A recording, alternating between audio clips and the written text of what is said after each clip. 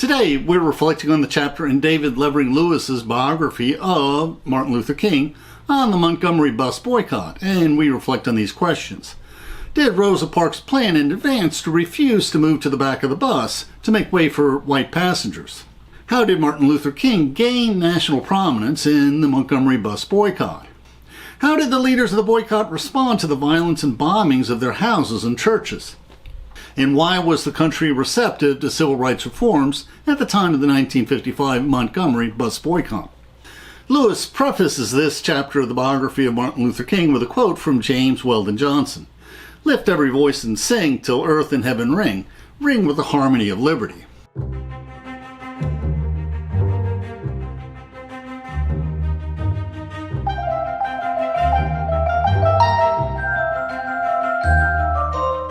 We welcome interesting questions in the comments. Let us learn and reflect together. At the end of our talk, we'll discuss the sources we use for this video. Please feel free to follow along in the PowerPoint script we uploaded to SlideShare, which includes illustrations. Our sister blog includes footnotes, and both include our Amazon book link. As a young minister graduating from a prestigious seminary, Martin Luther King was honored by his calling to be the minister of the renowned Dexter Avenue Baptist Church, a prestigious colored church in Atlanta, Georgia in early 1954. But in December 1955, during the busy Christmas season, an event that would change both the course of his life and American history occurred when a courageous and unassuming black lady broke both the law and Southern etiquette by refusing to give up her seat to a white passenger and moved to the back of the bus. The police were called and they arrested Mrs. Rosa Parks. The biographer David Levering Lewis writes, by her dignified bearing during her arrest and arraignment, and because of her impeccable reputation in the black community, Mrs. Parks' defiance compelled the city to charge her explicitly with a violation of the municipal ordinance governing racial accommodation on publicly owned vehicles, and not, as was usually the case, with the elastic offense of disorderly conduct. Had this protest been planned? Previously, Rosa Parks had been employed as a secretary for the NAACP, and she was now employed as a seamstress. The previous year, the Supreme Court had handed down the Brown v. Board Education decision, which mandated the desegregation of public schools with all deliberate speed. Also, that year, the black 14-year-old Emmett Till was brutally tortured and murdered by grown white men. The NAACP and a multiplicity of black civil rights organizations were challenging many of the Jim Crow segregation laws. 3 other black ladies had previously defied the segregationist seats on the municipal buses. The Women's Political Council, formed by civic-minded black women when they were denied membership in the White League of Women Voters, had already negotiated with the local white businesses the removal of separate drinking fountains for blacks and whites, and were strategizing a bus boycott. Though her timing was, in hindsight, impeccable, this refusal of Rosa Parks to relinquish her seat to a white passenger was an impetuous decision of the moment. Although the officials of the NAACP arranged her bail, they were taken by surprise. What happened on that rainy December day was that Rosa Parks, tired from a long day at work, was sitting in the first row of the colored section of the bus. When the white section had filled up, the bus driver moved the black section signs back a row and told the 4 black passengers to move to the back of the bus to make room for more white passengers. 3 black passengers moved to the back of the bus, but Rosa Parks instead moved to the window seat. Both the NAACP and Women's Political Council quickly acted to fan the flames of the Rosa Parks incident. Attorney Fred Gray first bailed Rosa Parks out of jail, and while driving her home, he asked her if she was willing to be the symbol to galvanize the black community, and she said yes. Then they asked the unknown Martin Luther King, who had previously turned down the presidency of the local NAACP chapter due to other commitments, if he wanted to be part of the movement, and he too said yes, after conferring with the Reverend Ralph Abernathy of the Montgomery First Baptist Church. Now, Martin was the educated pastor, while Abernathy's preaching was charismatic. These leaders organized the boycott of the Montgomery municipal buses. The bus boycott lasted from early December 55 to late December 1956. The Montgomery Improvement Association, or MIA, was formed to coordinate the boycott. They elected Martin Luther King to lead the organization. Perhaps they were impressed by his oratorical skills. This struggle captured the attention of both the national and international media, and through his oratorical skills, Martin Luther King became a prominent mouthpiece of the civil rights movement. And Martin Luther King addressed a crowd of 4,000 at the Holt Street Church, describing the injustices of the bus company and the abuses suffered by Rosa Parks. There he preached, "There comes a time when people get tired. We are here this evening to say those who have mistreated us so long that we are tired of being segregated and humiliated, tired of being kicked about by the brutal feet of oppression. We have no alternative but to protest. For many years we have shown amazing patience. We have sometimes given our white brothers the feeling that we like the way we're being treated. But we come here tonight to be saved from that patience that makes us patient with anything less than freedom and justice." The boycott was not merely a boycott against seats on buses. It was a protest against the entire segregationist structure. In Montgomery, 50,000 blacks feared the intimidation of 70,000 white citizens. 2/3 of colored residences lacked indoor flush toilets compared to 5% of white residences. The schools and parks of blacks were grossly inferior to those of whites. Only 2,000 blacks, and most of them office workers, were registered to vote. Lewis states that Ralph Abernathy presented these demands of the boycott: courteous treatment by bus drivers, first come first served seating arrangement with blacks filling the rear and whites the front, and employment of black drivers on predominantly black routes. And note that strict equality was not demanded at this early stage of the struggle. The blacks overwhelmingly supported the boycott the day after it was announced that there were very few blacks riding the buses. But how could they sustain the boycott? The initial strategy was for the black taxi drivers to offer rides for free to those blacks boycotting the buses. But this was impossible due to a municipal ordinance that prescribed a minimum fare for taxis, and breaking this law would cause them to lose their license and insurance. Instead, they organized a vast carpool that lasted throughout the boycott. One unanticipated benefit was that the affluent blacks became more acquainted with the problems confronting the less prosperous blacks, which strengthened racial solidarity. Those who led the boycott faced firm opposition that sometimes became violent. In the newspaper, Mayor Gale announced, "It is time to be frank about this matter. The white people are firm in their convictions is that they do not care whether the Negroes ever ride a city bus again if it means that the social fabric of our community is to be destroyed so that Negroes will start riding the buses again." Now, Martin Luther King had learned of a possible assassination plot. He proclaimed to a crowd, "Let us keep moving with the faith that what we are doing is right, and with the even greater faith that God is with us in the struggle."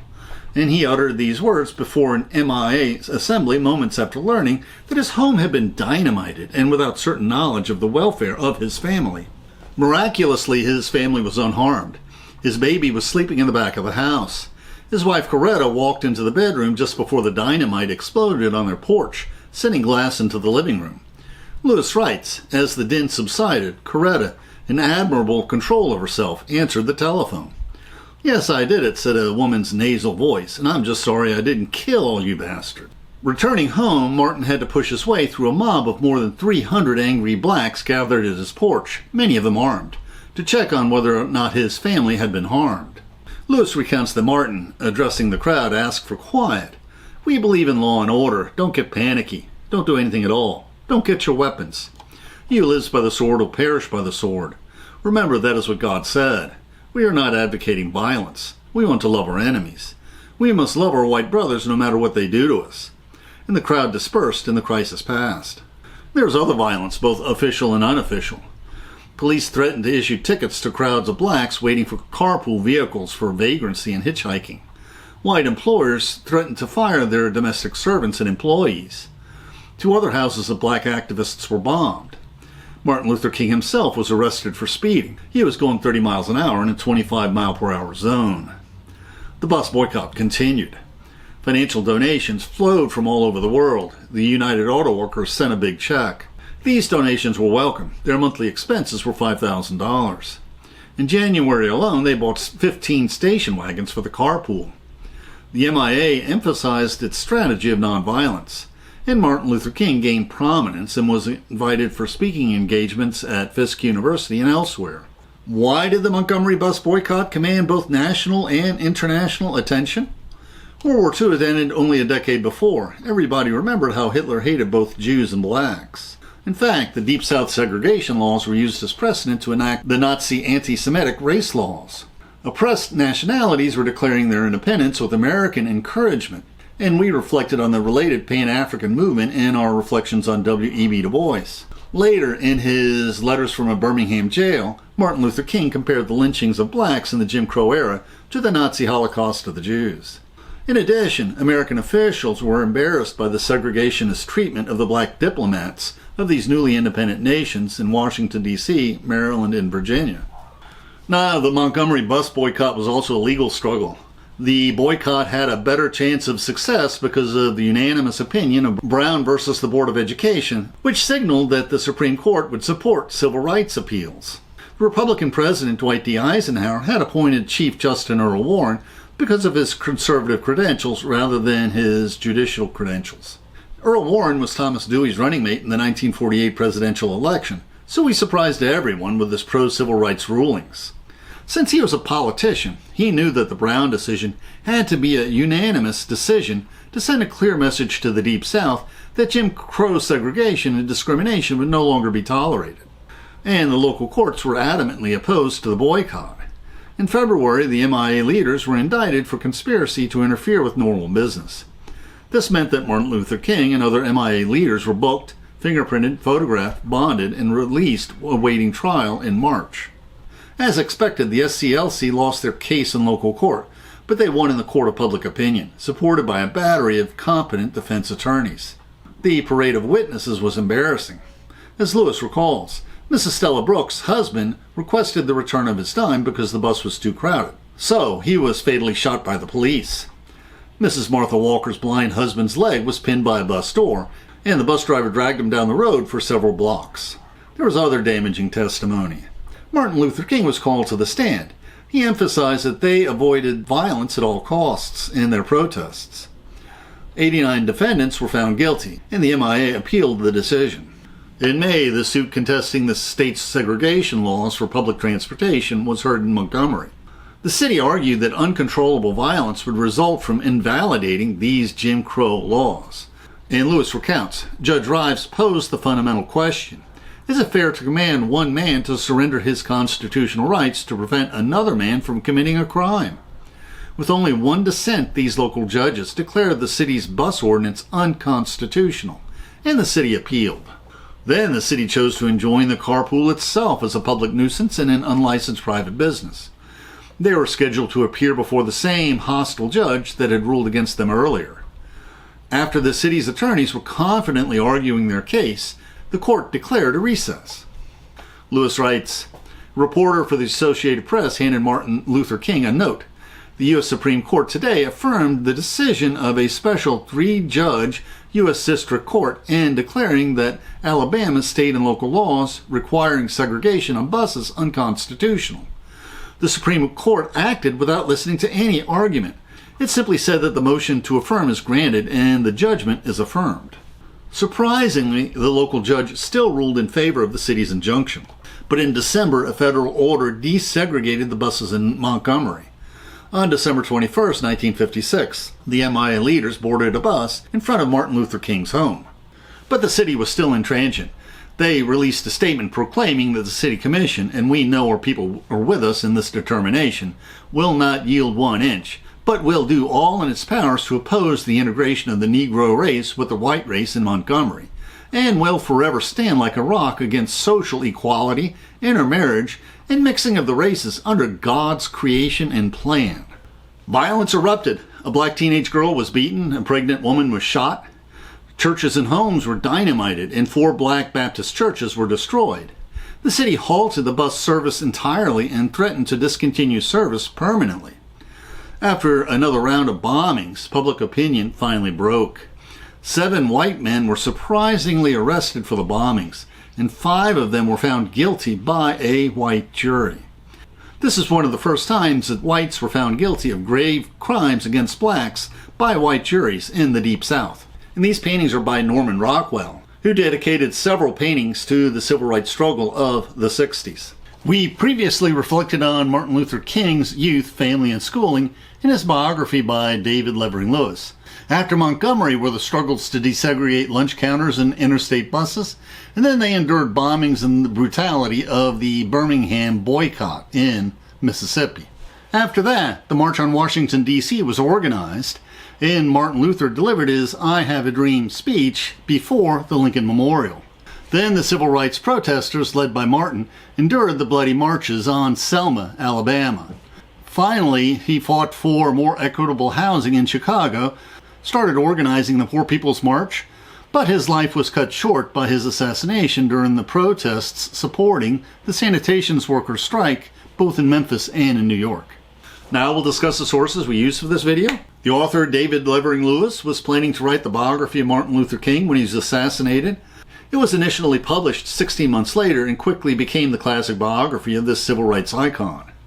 We also supplemented his account with information from the Wikipedia articles for Rosa Parks and Earl Warren. We discussed his biography in greater depth in our reflection on his youth and school years. Lewis also wrote the definitive biography for W.E.B. Du Bois, the iconic black leader that preceded Martin Luther King. The YouTube description includes a link to our PowerPoint script that we uploaded to SlideShare and also our blog. Please support this channel by sharing this video with your friends and by clicking on the like and subscribe buttons and by clicking on the Amazon links to purchase any of the books we discussed, which will earn us a very small affiliate commission. And please consider becoming a patron of our channel. Plus, we will host special discussion groups for our patrons. Plus, you can click on the Meetup or small M icon to participate in our online discussions, where we practice our future YouTube scripts. And please click on the links for other videos that will broaden your knowledge and improve your soul.